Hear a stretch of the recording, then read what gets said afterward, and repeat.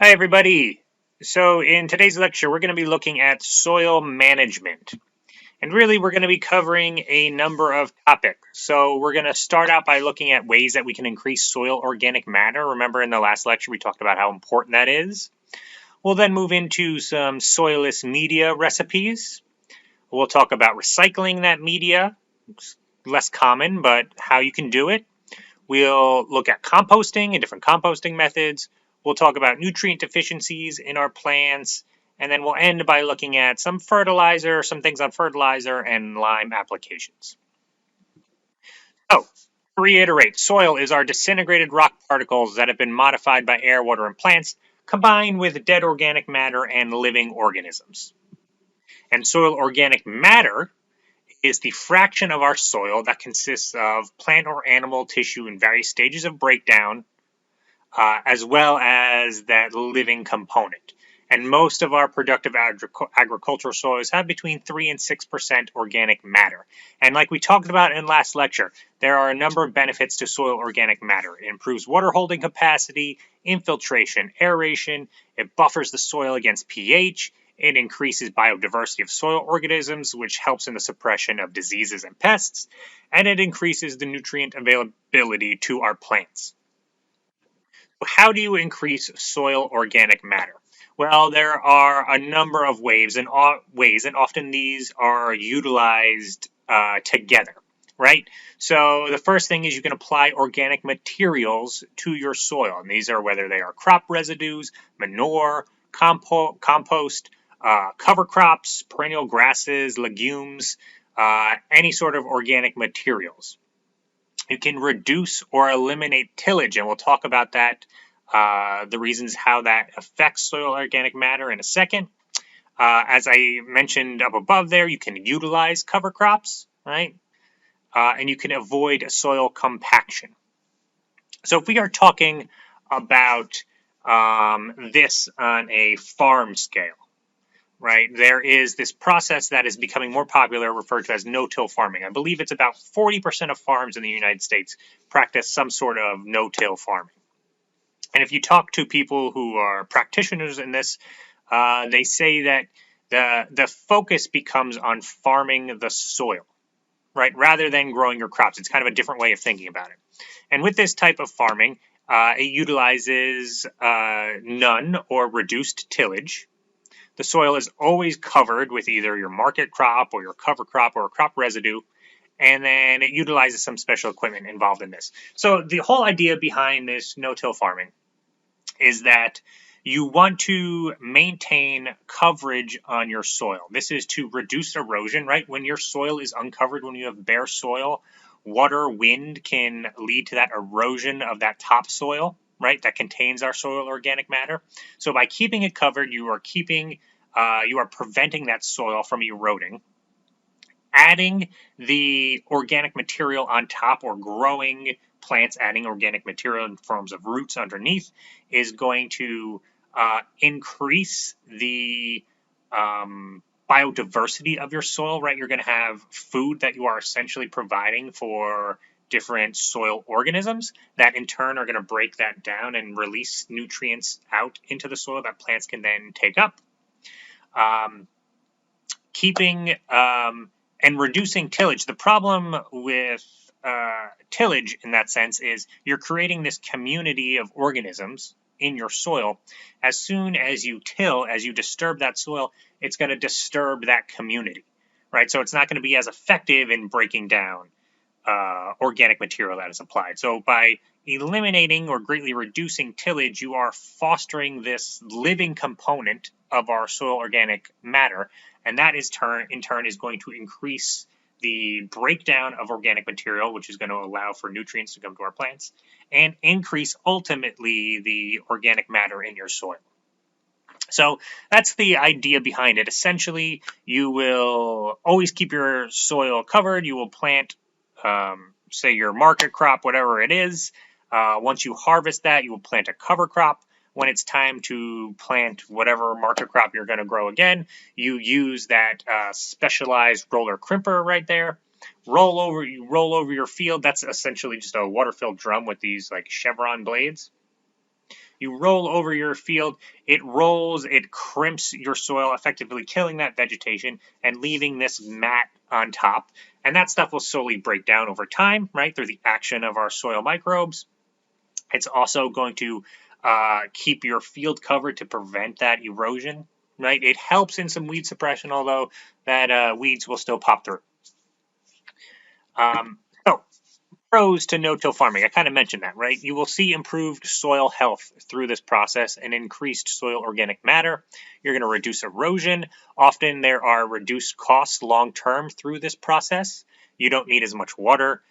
You may not need as much fertilizer through this. And through time, eventually, you should see increased yields. Now, it's not all great, right? There are cons to this as well and issues.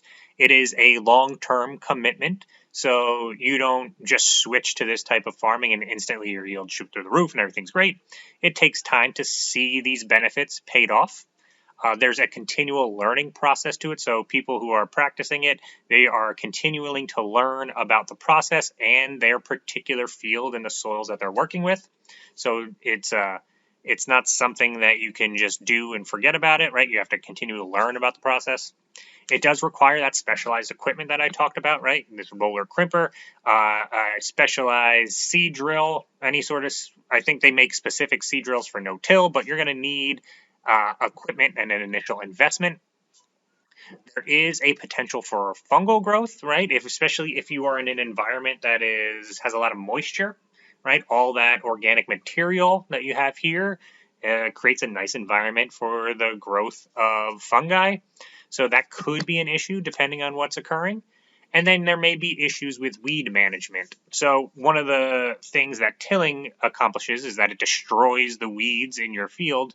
Without doing that, without that process, there is the ability for weeds to grow.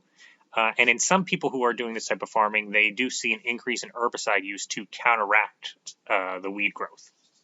So stuff you have to be aware of if this was something that you were going to pursue.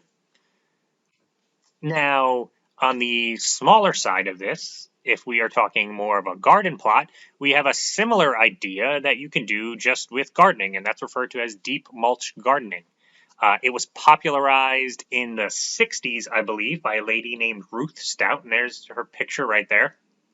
So she was a gardener, and she got into it later in life, and she said that she was lazy. Right? She didn't want to be out weeding or constantly working in her garden plot. So she started doing this deep mulch gardening. And essentially, you are just maintaining mulch, some sort of mulch, on your garden bed year round. And that could be either straw or hay or leaves, right? And you apply several inches of it to your garden bed. Now, this mulch provides that dead organic material to your soil, right? So you're going to increase your microbe diversity, just like with no-till that we're talking about. And ultimately, that's going to provide nutrients as that stuff breaks down. Just like with no-till, having your soil covered is going to prevent erosion if that was an issue. It will decrease your water needs. So having that mulch on your soil, it keeps your soil cooler and it prevents evaporation of water. So generally, you're going to need to irrigate your garden or water your garden much less. Right? It's better for areas that are prone to drought. And by applying more mulch, you can suppress weeds. So this is something where on a large scale, it's a little less practical, but on a smaller scale with your garden, as soon as weeds pop up in areas, just throw some more straw on it or throw some more leaves. And that's going to help suppress those weeds. So that's kind of how she started developing it, why she was practicing it, is like she said, she was lazy. She didn't want to be weeding. So as soon as she saw weeds, she just dropped a bunch of straw on it, and that would kind of keep them from growing. So again, just like with no-till farming, with this gardening method, there are also issues associated with it. So that mulch that is going to be on your soil is going to keep your soil cooler than if it was exposed. And as a result, depending on where you are, you will have to delay your early spring planting because your soil is going to be colder under that mulch than it would be if it was exposed. Just like with no-till, there's the potential for fungal growth if it's a particularly humid environment or wet environment. And that mulch can also be a haven for pests. So I did it. I've been doing it, this type of gardening. This past year, I did have squash bugs that were attacking I was growing butternut squash for my mom because she likes it. And I did have squash bugs.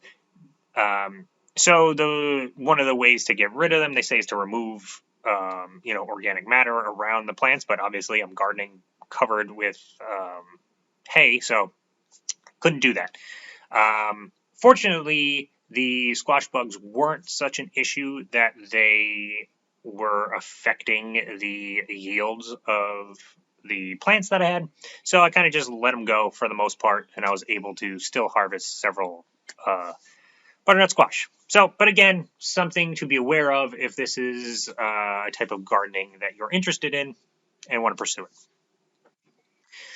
So, switching now from a field standpoint to more of our greenhouse, nursery, horticulture aspect, let's take a look at soilless media. So, in the last lecture, we talked about soilless media and the components. And again, we said it was essentially a mix of an organic component, which could be peat, moss, bark, or coir, and a mineral component, which was, we talked about vermiculite or perlite, really, as the two main ones. I said pumice as well, but that's not as common.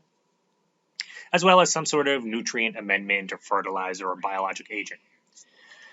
So, if you are going to make your own soilless media, one of the first things that you need to be aware of is you want to have, whatever you're mixing it in, you want it to be sterile. And a nice, easy way to do that is you mix 1 part bleach to 9 parts water, and you sterilize all your equipment and your mixing container. So that's the first thing you want to do.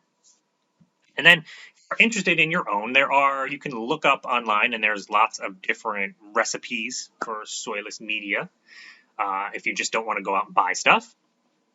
The kind of basis, the kind of old school recipe was developed at Cornell University back in the 60s. And it essentially is an equal by volume mix of sphagnum peat and either vermiculite or perlite. And then you can add some amendments.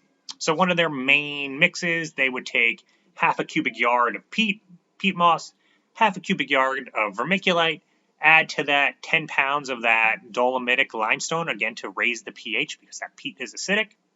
They added some phosphate amendments, potassium nitrate amendments. And then if you were interested, you could add also some slow-release fertilizer. That's what that Osmocote is. That's the stuff that you used in you're using in your plant breeding lab, right? It's the little pellets. They contain, we'll talk about fertilizers, applications at the end of this, but that 14-14-14 is the NPK ratio. That's nitrogen, phosphorus, potassium. And that is by weight, the amount that is in there. So those are slow release. So they're essentially little pellets that will degrade over time, and as they degrade, they release fertilizer to your mix.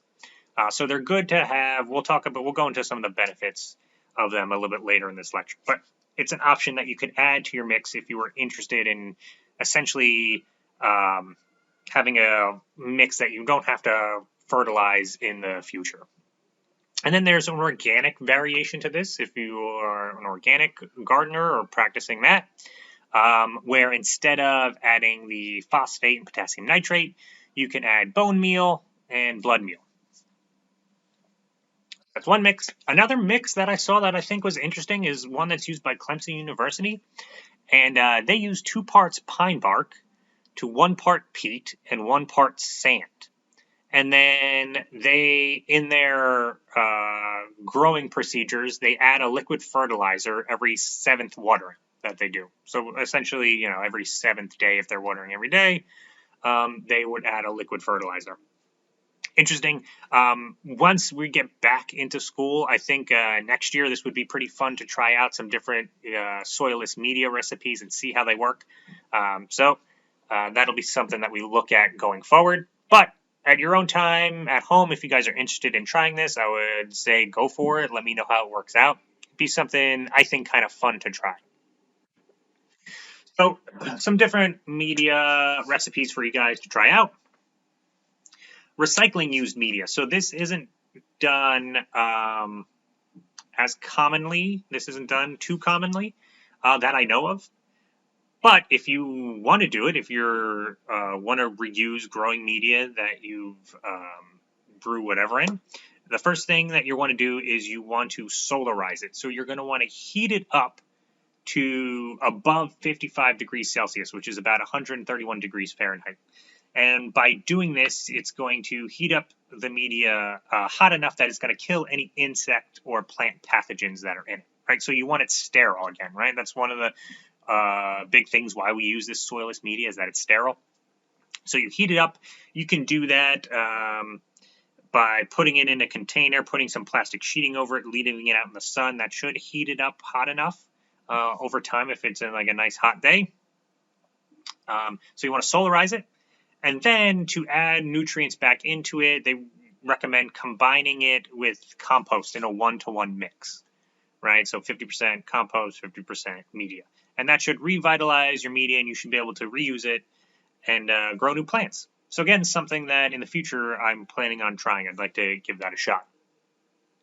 So I talked about compost there, but we haven't talked about it in class yet. So that's what we're going to get into now. So essentially, compost is just decayed organic matter that is used as a fertilizer, right? And there are a number of different composting methods and types of composting, and we're going to touch on these 4 in the next couple slides. So the composting that you're probably all familiar with, or what you think of when you think about composting, is what is referred to as thermophilic composting. And this is where you make a compost pile or a compost bin, and to that you add organic material, and that gets decomposed by bacteria, actinomycetes, and fungi. Actinomycetes, just as a little aside, they are a type of bacteria, but they are what gives that soil the smell. Like, you know, if you've smelled soil, it has like a distinctive kind of like earthy smell. That is the actinomycetes that give it that smell, apparently. Anyway, this type of composting, there are 3 stages to it. So if you have a compost bin like that one that we built last year at school, you fill that with your organic material. The first stage of composting is this, what's referred to as this first mesophilic stage. And this is where bacteria that exist under kind of normal temperature ranges and fungi will begin to break down that organic material. But as they are breaking down that organic material, they are creating heat. And eventually, they create enough heat that the temperature in that pile gets above 40 degrees Celsius. And at this point, you enter the thermophilic stage. And now philic means loving, thermo would just be heat. So now it is a different type of bacteria that starts taking over. And this is bacteria that are heat loving, so that exist and can, that enjoy, for lack of a better words, or live at these hotter temperatures.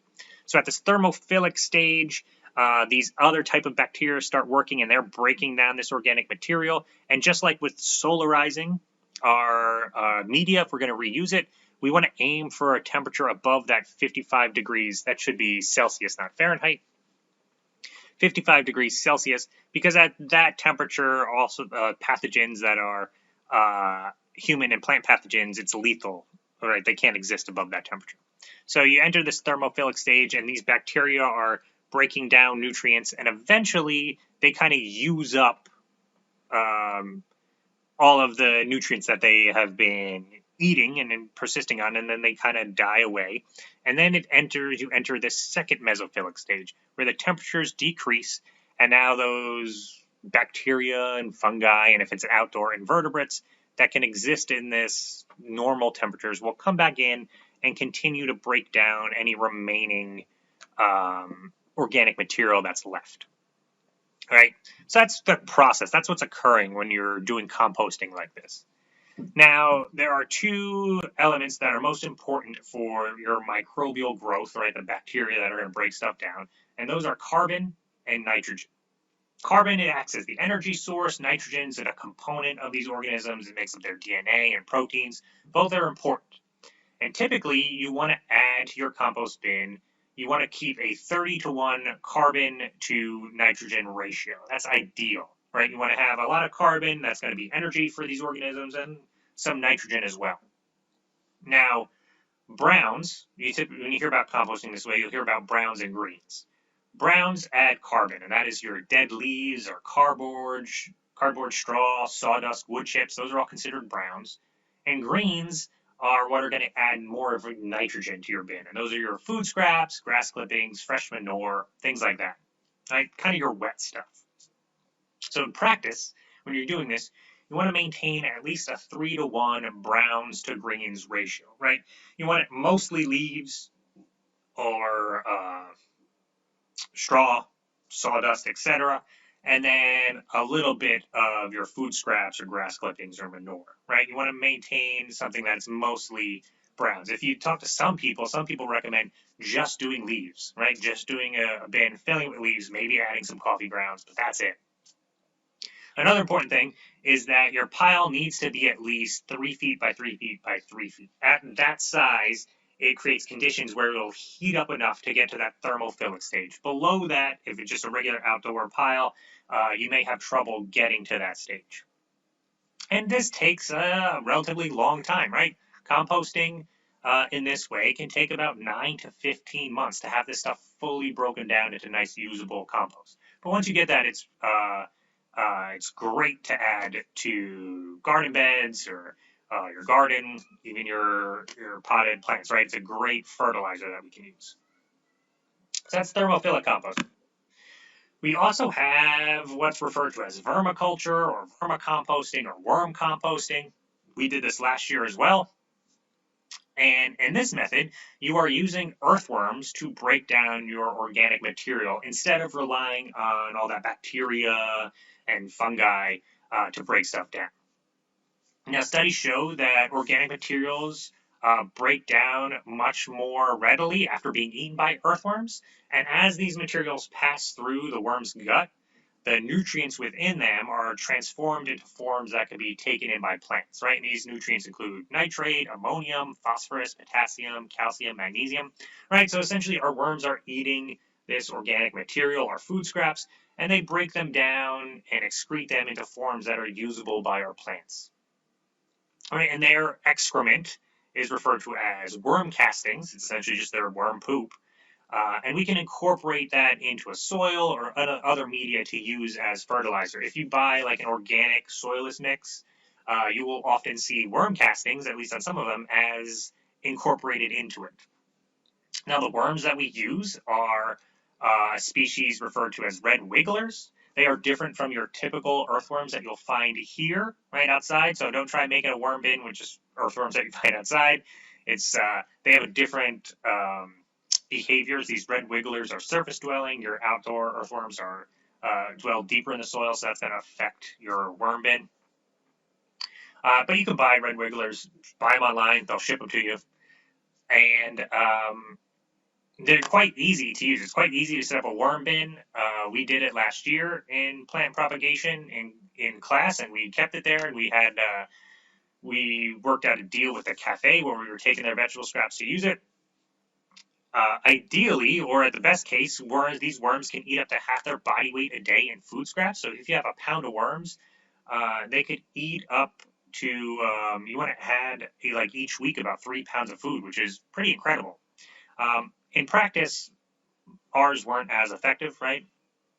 But still something, if you guys are interested, I would say try. I put up a sheet on there of, I'm going to upload it onto Blackboard of how to build your own worm composting bin if you're interested in. They also have links online that if you just Google it, you'll find plenty of people who are doing it and have tutorials. So similarly to this idea of using worms, you can also use black soldier fly larvae to compost. And I don't know if people are doing this on a personal level, right? If you have like it outdoors, you're doing it, but large scale operations are doing this. So like worms, these black soldier fly larvae break down these organic materials into simpler nutrients that can be taken up by plants. It's the same idea. These larvae are they're bigger than regular housefly or black fly larvae, and they will eat housefly and blackfly eggs, so you don't have to worry about them if you're making this type of composting. The adults aren't pests. They're actually pretty great insects, right? The adults aren't pests. They're not attracted to human habitations or food. They only eat liquids like flower nectar. They don't carry diseases. They don't bite or sting. They don't even fly around that much. So they're kind of good insects to have around. And they've shown that when these larvae have been added to manure, they reduce the amount of E. coli and salmonella in it, as well as other pollutants. Their waste is called frass, and it's an odorless waste product. And just like with the worm casting, it's applied as fertilizer. And then an additional benefit to these black soldier fly larvae is that after so they are larvae, they eat a whole bunch, and they develop into pupae, right? They're going to metamorphosize eventually into adults. Those pupae are taken and ground up. I don't know exactly how they process them, but they process them and turn them into feed for animals, right? So they're a really good protein source, and we're using them as feed for poultry and fish, pigs, lizards, and even dogs.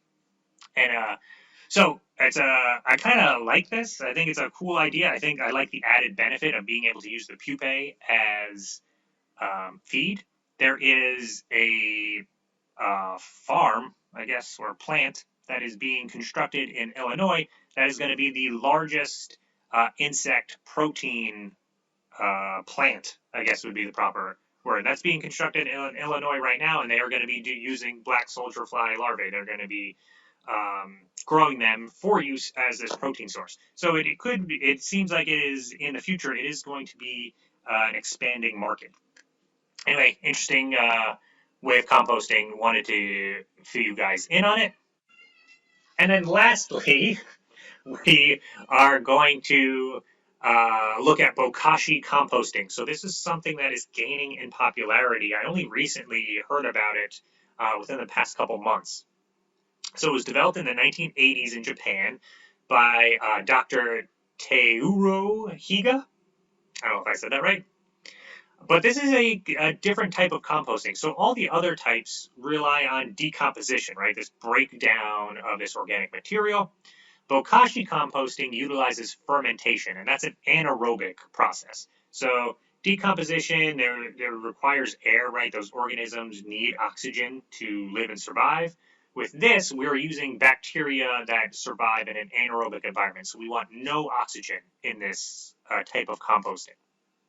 And essentially what you're doing is you are fermenting or pickling food scraps, and then you can add them to a pile to finish off, right? You can't just add them directly to as compost because it's still too acidic from that fermentation process. So you need to add it to either an established compost pile or add it to soil and let it continue to break down before it's ready to be added to plants. Yeah, so the big benefit of this Bokashi composting is that it speeds up the composting process, right? Whereas when we looked at that thermophilic composting that takes up to like 15 months, right? If you're doing this type of composting, it could be done in about a month, right? You take 2 weeks of the stuff to ferment in your Bokashi bucket, and then you take 2 weeks to put it in a compost bin and further break down, and then bam, you're good and you should have some usable compost. Another really good benefit is that it can break down meat and dairy products, which in traditional composting, you do not include in your compost bin. So two kind of really neat benefits to this type of composting. You also have to drain out liquid every few days. You do the same thing with your worm bin, and you can use that liquid as a liquid fertilizer. They refer to it as Bokashi tea. Right? So a couple of benefits to this type of composting, and in our lab, I'm going to show you how to do a DIY composting bin with it. And I'm going to try it out over the next couple weeks and see how it works. I've never done it before, but I think it could be pretty neat. So essentially the process, you need an airtight container that has a spigot to get some of that liquid out. You layer kitchen scraps into your bucket, and then you sprinkle those kitchen scraps with a Bokashi inoculant. And that inoculant is essentially bacteria that will thrive in this anaerobic environment, right, and ferment this food that's in there. And bacteria combined with either wheat germ and molasses or wheat grain and molasses, sometimes even sawdust and molasses. right? And that's what that inoculant is. You can buy that inoculant online. So then every time you add a layer of scraps, you add more inoculant. You have to drain out that tea every couple of days. And in about 2 weeks, all of your stuff should be fermented enough that it's ready to go then into a compost bin to further break down for another couple weeks, and then it's ready to go.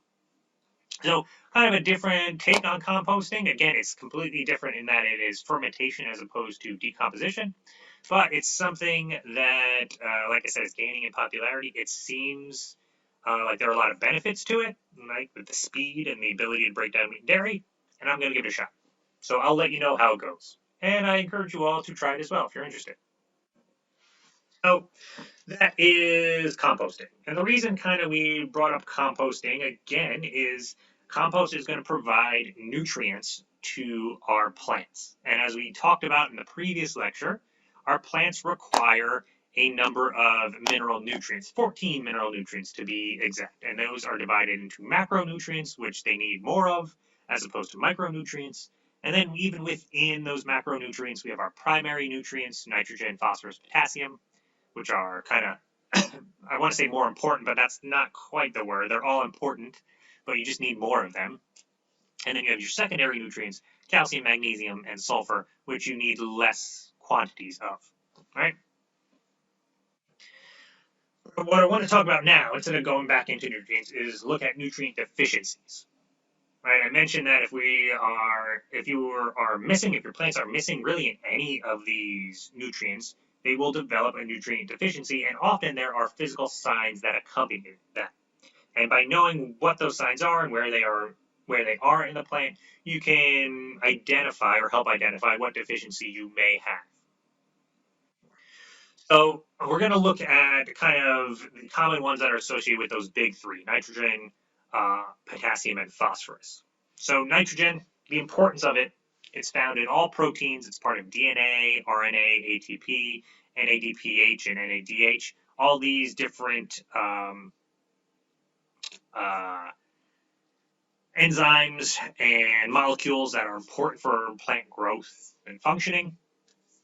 Plants require large amounts of nitrogen. It's the most commonly deficient element in plant growing systems. It is the most needed element. Plants need nitrogen more than any other element. It's very abundant in the air, but there is low availability in the soil. And there are two forms of nitrogen that our plants can absorb, either ammonium or nitrate. Now, there are bacteria that are referred to as nitrogen-fixing bacteria. They are in the genus Rhizobia. And they form kind of a relationship, symbiotic relationship, with the roots of legumes. Right? They form these growths on the roots that we refer to as nodules. You can see them there. What happens is that the plant supplies the bacteria with carbohydrates, right? Gives it some sugars that the bacteria can use as energy. And in response, the bacteria will supply the plant with some ammonia, nitrogen, which it needs for its growth. So it's a nice system that they have worked out. Now, if you are going to grow legumes in your field, it's important that you want to get the benefits of this nitrogen fixing, right? It's important that you supply an inoculant when the legume is first grown, right? And these are available commercially. You can dip your seeds in it. I believe you could probably just scatter it out in your field as well. But you want to make sure that if you're trying to get the benefits of nitrogen fixing bacteria and their relationship with legumes, you want to make sure that they have an inoculant on them so you actually see this develop. But what about a deficiency if we don't have enough nitrogen? Well, nitrogen deficiency typically shows up as a yellowing of the lower leaves, and it'll eventually spread to the younger upper leaves. Remember, nitrogen is a mobile element. So you're going to see deficiencies at the older leaves, right? As our plant is growing and it's trying to get more nitrogen, right? And there's not enough nitrogen in the soil, it will take the nitrogen from these older leaves here and bring them up to the newer leaves. So you start to see the deficiencies on these lower leaves that you see here. And your growth will be stunted as well because nitrogen, you need nitrogen for vegetative growth. Phosphorus, another important macronutrient. This is a component of ATP and NADPH, DNA and RNA, similar to nitrogen. Phosphorus will stimulate plant development as well as root development. You often see that whereas nitrogen is important for vegetative growth. People say phosphorus is more beneficial for root development. It is generally the second most limiting element for plant growth. Most of our phosphorus is tied up in organic material, right? It's why those microbes are so important in our soil. They're going to break down that organic material to free up phosphorus. Our uptake is limited by cool soil temperatures, and mycorrhizae are helpful in absorbing this. So again, those mycorrhizae are fungi that form these associations with plant roots. They're common in wild plants, and we are starting to adopt them more and more in our crop plants and in horticulture, right? Our soilless mix that we typically use at Rowan contains mycorrhizae in it. So a phosphorus deficiency is pretty noticeable. Like nitrogen, it's mobile, so your deficiencies are going to show up on your lower leaves. And the characteristic is that the leaves become dark green and red or purplish in color. And you can see that, right? It's fairly distinctive to see. Plants can also become spindly, so they'll get taller and longer. But it's pretty distinctive. I've seen this in person on a number of plants. We had tomato plants that were growing in the greenhouse, and we grew them for plant science last year, and I just let them go. And then when we had plant propagation, they were still growing in there. I just kind of left them, and they had noticeable purple leaves like this, and it was a phosphorus deficiency. We added a phosphorus fertilizer to it, and the plants bounced right back. Potassium, the other important primary macronutrient, this is critical for the control of the stomata opening and closing. The stomata are the pores on our leaves that open and close that can let in gas exchange, which is going to regulate photosynthesis. So potassium is critical for the control of those stomata. It's also required for the activation of many enzymes. Now, it's more plentiful in the soil and it's not easily as leached, so this isn't, you typically don't see the potassium deficiency as you would with a nitrogen or phosphorus deficiency, but you do see it occasionally, and it's typified by these lower leaves, again, affected first, and you see a yellowing and browning starting on the leaf edges. Some other nutrient deficiencies that you may see, calcium. You may see that, and you may see that in lettuce as you get these soft kind of ends, referred to as tip burn, right? Soft and rotten ends in your lettuce. In tomatoes, you will see this, what is referred to as blossom end rot on your tomatoes. Your fruit develops this brown patch. And magnesium deficiency, again, this is where we're looking at our secondary macronutrients, magnesium being one of them. As a deficiency, you will see this interveinal chloriosis, so a yellowing of the lower leaves in between the veins that you see here. You see how the veins remain green and between them it's yellow. And now if you have an iron deficiency, you also have that interveinal chloriosis, but it's on the upper leaves. And this is where we know knowing whether it's mobile or not can be helpful. So here, magnesium is a mobile element, so we're going to see the deficiency at those older lower leaves. As the plant needs more magnesium, it's going to take them from those leaves to their new leaves up on the top, whereas iron is immobile. So our plant is unable to take the iron that exists in these lower leaves and move them to the new leaves, so the upper leaves are going to show the deficiency first. Now, there are some handy flowcharts that you can use if you're trying to identify nutrient deficiencies in your plants. I have a copy of this one it's in your book, but I have it listed up here, right? And it's a simple flow chart, so you follow it from the top. Are your older or lower leaves affected? If yes, then you go down, and as you go to each one, it's going to ask you a question, and eventually you may get to what your nutrient deficiency is, right? They're kind of handy to have if you're trying to diagnose some plant issues. However, it's important to note that many plants show similar symptoms to multiple nutrient deficiencies, right? So it would be very easy if they were very distinctive in what everything is, but a lot of times, a lot of deficiencies will show similar symptoms. So really the best way to test is to test your soil or your soilless media, if that's what you're using. And there are different ways. You can buy kits from Amazon. You can get a soil testing kit from Rutgers Extension, your local ag extension office. You can get as well. And then you also, besides testing your soil, you also want to test your plant tissues, because it could be an issue where your plants or your soil has adequate nutrients, but there's some issue with the uptake of that nutrients into your plant, right? And that could be a root issue or a watering issue. If you're not watering frequently, if your plants are in a drought condition, their stomata will close and they won't take in new water and won't take in new nutrients. So if you really want to be thorough, it's best to test both your soil and your plant tissues. And again, there are different resources that you can use. Like I said, Rutgers Extension, Amazon. If you Google soil labs, you can get info on all of them. Uh, and another thing that I didn't mention, but I have listed here, is that by the time there are visible signs of plant deficiency, your plants are already very stressed and could be damaged. So it's best to not get to this case, right? It's best to maintain proper nutrients in your soil, whether through different methods that we talked about earlier with our soil organic material, or applying compost, or as we're going to see in a bit, utilizing fertilizer. So fertilizer can be a huge topic. It can be a whole separate lecture, and I thought about making it one, but I just couldn't fit it in this time around. But there are a lot of options when you talk about fertilizer, right? First off the bat, you can use a chemical or synthetic fertilizer versus an organic fertilizer, right? And you may have feelings about one or the other for particular reasons, why you may want to use one or the other.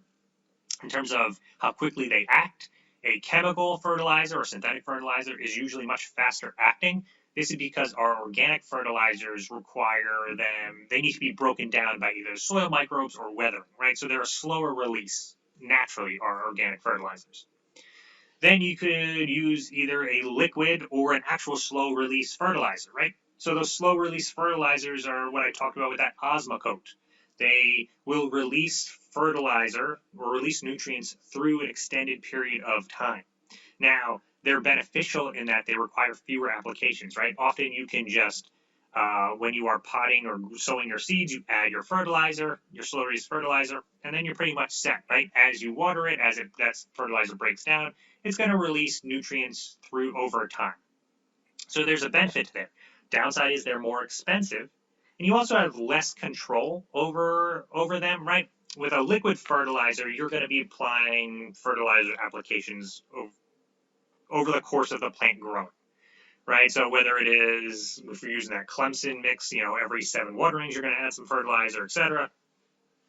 With that, you get a little bit more control over what fertilizer you're adding at which time, and that could make a difference sometimes, or whether you need to add fertilizer or not. With that slow release, it's happening over the course of time. With a liquid fertilizer, you can change up the amounts of each, right? So maybe you're going to add a nitrogen heavy fertilizer initially and switch over to maybe a more phosphorus focused fertilizer later on before the plant's going to bloom, and that could potentially affect how your plants grow and develop. So it gives you a little bit more control, but it also gives you a little bit more work. And then there's different applications for how you're going to apply your fertilizer. So there's a foliar application where you're actually trying to apply it directly to the plant to get it going through the stomata. With that, you got to be careful. You don't want to over-fertilize in that instance. More commonly, you can incorporate your fertilizer directly into your media when you're making your soilless media, or you can add it as you're going to be growing your plants, right? And just incorporate it into that media. That's particularly what you will see with like your slow release stuff, right? Or maybe more your organic material. You can do top dressing, which you're applying on top of your plants. Side dressing and mid-row banding is more for farming, right? It's more farming, where side dressing is if you have your farm field along the side of you make a row along the side of your plants or your plant rows, that you're going to apply it there. Mid-row banding is a little bit differently. It's like every other row there, and it's like when you do it as well. Again, don't need to know necessarily for this course, but there are different ways to apply your fertilizer. Most commonly, especially for horticulture, for like a nursery setting, you're just top dressing. You're applying your fertilizer directly to your plant with a liquid fertilizer or Osmocote, or you may incorporate it into the media. Now, NPK, that's nitrogen, phosphorus, potassium. Those are those three big ones that are important for those three big macronutrients. And that's mostly what you'll see on the majority of fertilizers. You'll see those three numbers like this. Let me pull it up. You'll see those three numbers, right? And that is the composition by weight of these nutrients within that fertilizer. So there is, so in a 10-10-10 fertilizer, you would have 10 nitrogen, 10 phosphorus, 10 potassium by weight. Now, there is a caveat. So the phosphorus number and the potassium number, the nitrogen number applies to nitrogen, right? So in a 10-pound bag, 10% of that fertilizer by weight will be nitrogen, or about 1 pound of that fertilizer would be nitrogen. The phosphorus number is actually the percent by weight of phosphoric acid, and the potassium number is the percent by weight of potash. So to get the actual amounts, if you wanted to know the actual weight of how much phosphorus and how much potassium, for phosphorus you would need to multiply your 1 pound of phosphoric acid, right, because a 10-pound bag, 10% of it is phosphoric acid. You need to multiply that by the weight of phosphoric acid, like molecular weight, multiply by 0.44, and that'll tell you how much phosphorus by weight is actually in there. And the same if you multiply potassium by 0.83, it'll tell you how much potassium is actually in there. Again, you're not really going to utilize this necessarily, but I think this would be more for like a production agricultural standpoint. If you need to add so many pounds of phosphorus, you want to make sure you're adding that much of phosphorus and not phosphoric acid. So again, important to know when you see these three, those are the amounts of this NPK, and they will vary depending on the fertilizer. You'll have 10-10-10, 4-4-4, 3-16-0, etc. You can have just phosphorus, just potassium. As you go around looking at fertilizers, you'll see these numbers vary. Now, as a general rule, when people think about what do these do, generally we tend to say that nitrogen is going to encourage healthy foliage growth, right? So the vegetative growth is going to be nitrogen. Phosphorus is going to encourage a bigger, healthier bloom of flowers. And potassium is going to encourage a stronger root system. General. Now, these are not, it's not just that, right? Nitrogen, phosphorus, potassium are utilized in a number of ways. But if we want some generalities to it, that's what a lot of people tend to say about these different fertilizers. Now, a couple tips for application, right? For a field, essentially, if you were going to grow in a field, ideally you'd want to do a soil test, right? And you send that out to a lab, and they're going to tell you what you need, right? And they'll give you directions of apply this much, yada, yada, yada. Really pretty easy. And typically you're only going to need a single application of that for, if you were, again, farming, you're growing corn or even potatoes, they recommend applying more fertilizer at certain stages of growth. But for most of you guys, just a single application of your fertilizer if you want to use fertilizer, right? So that's for the field, what you're going to do. Now, for us, if you're growing indoors in containers, again, the best idea, just follow the instructions on that fertilizer. Osmocote will come, that's that slow release. It'll say how much to apply depending on the container size you're using. If you're using a liquid fertilizer, as a general rule, right, once your plants are established, they have their first true leaves, that they're past that seedling stage, you could start fertilizing once a week, maybe depending on the plant, or once every other week, and kind of keep that going. Again, this will change all your plants. It can get complicated because different species have different requirements, right, in terms of fertilizer. But as a general rule, once a week, once every other week, and you should be good. Now, the reason why you don't want to over-fertilize is because it can result in what is referred to as fertilizer burn. And this is the damage that you see in our plants from this excessive application of fertilizer. What's happening is that fertilizer, all those nutrients are essentially salts, right? Just compounds made up of ions. That's what a salt is. So those nutrients are salts that exist in the soil. And if you have a buildup of them, they can actually start to pull moisture. They can prevent the root from taking moisture in. and they can start to pull moisture even out from the root. All right, so that, and you see that as, when you see that, you'll see examples of that as this fertilizer burn and this like damage that we see at the tips of our leaves. It looks like they've been scorched. So you don't want to over fertilize. Now, the last thing we're going to talk about is soil pH. And we talked about soil pH in the previous lecture, what it is. Right here, we're going to talk about if you need to adjust your soil pH, this is how you're going to do it. So we said the importance of soil pH, right? It affects nutrient availability. And often, generally, at least in this area, our soils are more acidic, so you may need to raise the pH. And you do that by adding lime. Agricultural lime is calcium carbonate. That's the standard. And again, if you were doing this, you're going to do a soil test. They will send you back recommendations for how much to apply based on how big your field is. But a couple things, if you want to delve a little bit deeper into it, calcium carbonate is the standard that we use to determine the effectiveness of a liming material. So if you're using something other than calcium carbonate, you are going to have to do some calculations, right? So what you do is, say you are, we'll go at the bottom here, right? You have a recommendation that calls for adding 1,000 pounds of agricultural lime.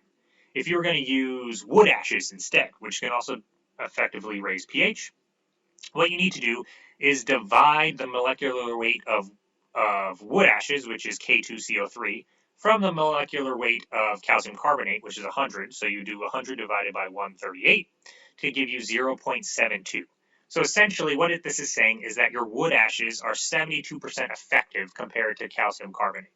So if you need to determine how much wood ash you need to apply, you would take 0.72, multiply it by 1,000 pounds, or divide it,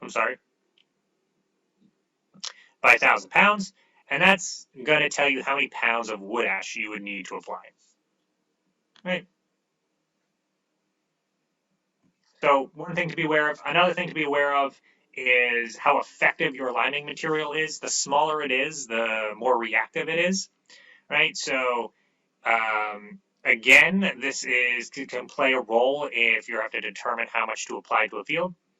So say you have a recommendation from your soil testing laboratory that says apply a ton of lime, and it's assuming that liming material is going to be 63% effective. All right, well, if you have a material that's 100% effective based on this test, right, it's very, very small, you don't want to add 2,000 pounds because that's going to be too much. So in that case, you multiply your 2,000 pounds by how effective what you're assuming the effectiveness is in the recommendation. So you would need to add, and that gives you 1,260 pounds, and that would be the amount you need to add if your liming material is 100% effective. Again, you're not necessarily going to use this. This is more farming, production, agriculture, but just something for you guys to be aware of.